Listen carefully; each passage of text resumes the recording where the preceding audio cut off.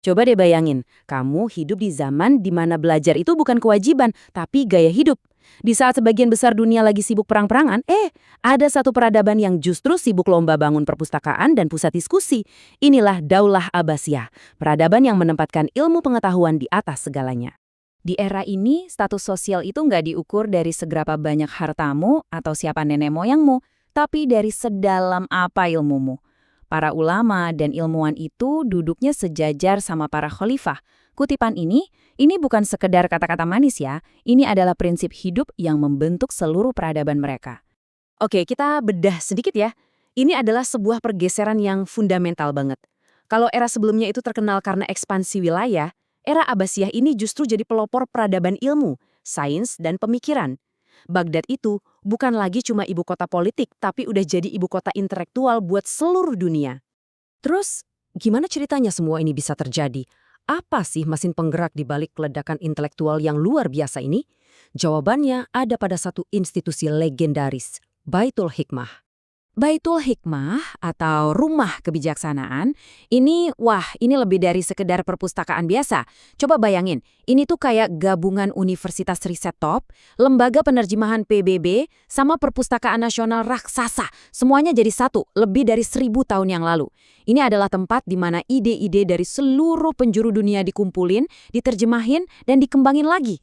Nah, yang keren banget dari sini adalah gimana keempat fungsi ini saling nyambung. Pertama, mereka menyerap semua ilmu dari Yunani, Persia, India lewat penerjemahan. Kedua, mereka nggak berhenti di situ, mereka melakukan riset buat menciptakan ilmu baru. Ketiga, ide-ide baru ini diuji lewat debat yang sengit. Dan terakhir, semuanya dilestarikan di perpustakaan raksasa. Wah, ini sih siklus pengetahuan yang sempurna. Tapi, gerakan keilmuan ini nggak cuma soal sains loh. Di saat yang bersamaan, para ulama besar juga lagi sibuk membangun fondasi pemikiran Islam, struktur teologi dan hukumnya yang ternyata kokoh banget dan masih kita pakai sampai hari ini. Mereka ini adalah para arsitek iman. Yuk kita lihat 3 tokoh kunci ini. Ada Imam At-Tabari, beliau ini kayak kolektor super lengkap ngumpulin semua riwayat biar kita dapat gambaran yang komprehensif. Terus ada Imam Al-Zamakhsyari yang nunjukin ke kita kalau Al-Quran itu bukan cuma petunjuk, tapi juga mahakarya sastra yang indah banget. Dan Imam Al-Qurtubi, beliau ini yang jago menyambungkan teks suci dengan penerapan praktis dalam hukum. Masing-masing punya pendekatan yang unik. Nah, tabel ini nunjukin dengan jelas betapa beragamnya pemikiran dalam hukum Islam.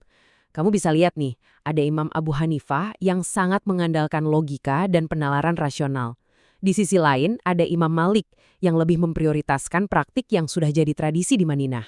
Terus, muncullah Imam Asy-Syafi'i, seorang jenius yang menciptakan sistem baru, usul fiqh, untuk menengahi keduanya. Dan terakhir, ada Imam Ahmad bin Hambal yang menekankan kepatuhan paling ketat pada teks sumber. 4 pendekatan yang berbeda, tapi tujuannya sama, memahami kehendak Tuhan. Oke, sekarang kita beralih topik ya. Kita lihat gimana semangat keilmuan ini juga memicu revolusi dalam sains. Bagi para ilmuwan di masa ini, laboratorium itu ibarat tempat ibadah mereka. Memahami alam semesta itu adalah cara untuk memahami kebesaran Sang Pencipta. Jadi nggak ada tuh pemisahan antara iman dan akal. Di bidang kedokteran aja, kontribusinya udah luar biasa banget. Coba bayangin, karyanya Ibnu Sina itu jadi buku acuan utama di universitas-universitas Eropa sampai abad ke-17. Gila kan? Terus Al-Razi, dia pelopor kedokteran klinis modern, yang menekankan pentingnya mengamati pasien secara langsung. Dan tentu saja, ada Ibnu Nafis dengan penemuannya yang super revolusioner. 300! Angka apa ini? Ini adalah jumlah tahun di mana Ibnu Nafis lebih dulu menemukan dan mendokumentasikan sirkulasi darah paru-paru sebelum ilmuwan barat William Harvey. 300 tahun! Ini nunjukin betapa majunya pemikiran mereka pada saat itu. Pernah nggak sih kamu bertanya-tanya dari mana datangnya kata algoritma yang jadi dasar semua teknologi digital kita hari ini?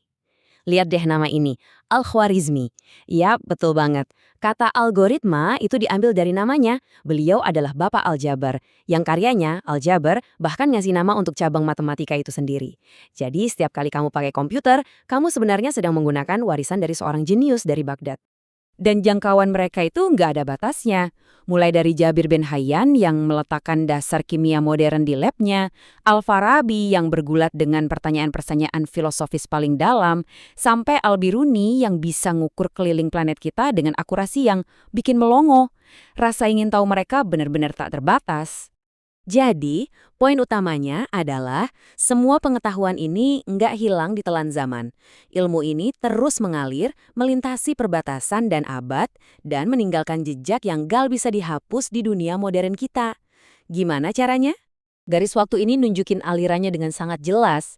Karya-karya hebat dari Baghdad diterjemahkan ke bahasa Latin, angka Arab yang jauh lebih efisien dibawa ke Eropa, dan semua pengetahuan yang dijaga dan dikembangkan selama zaman keemasan Islam ini ternyata jadi salah satu percikan utama yang menyalakan api Renaissance di Eropa. Inilah pelajaran abadi dari Daulah Abbasiyah. Kekuatan militer itu bisa runtuh, dinasti bisa berganti, tapi warisan ilmu pengetahuan dan nilai-nilai yang menjunjung tinggi akal dan iman itu akan terus bergema melintasi waktu. Jadi kalau kamu itu orang yang semangat banget sama penemuan, yang suka mecahin masalah, atau sekedar penasaran sama cara kerja dunia, kamu adalah pewaris spiritual dari semangat ini. Kamu itu satu vibe sama para pemikir hebat dari Baghdad. Bedanya, mereka pakai tinta, kita pakai layar sentuh. Nah, ini membawa kita ke sebuah pertanyaan terakhir yang cukup dalam. Mereka membangun fondasi peradaban mereka di atas sebuah rumah kebijaksanaan. Lalu, apa rumah kebijaksanaan kita di era modern ini? Di mana kita menempatkan nilai pada pengetahuan yang mendalam, diskusi yang tulus, dan pencarian kebenaran? Ini pertanyaan yang kayaknya layak kita renungkan bersama-sama.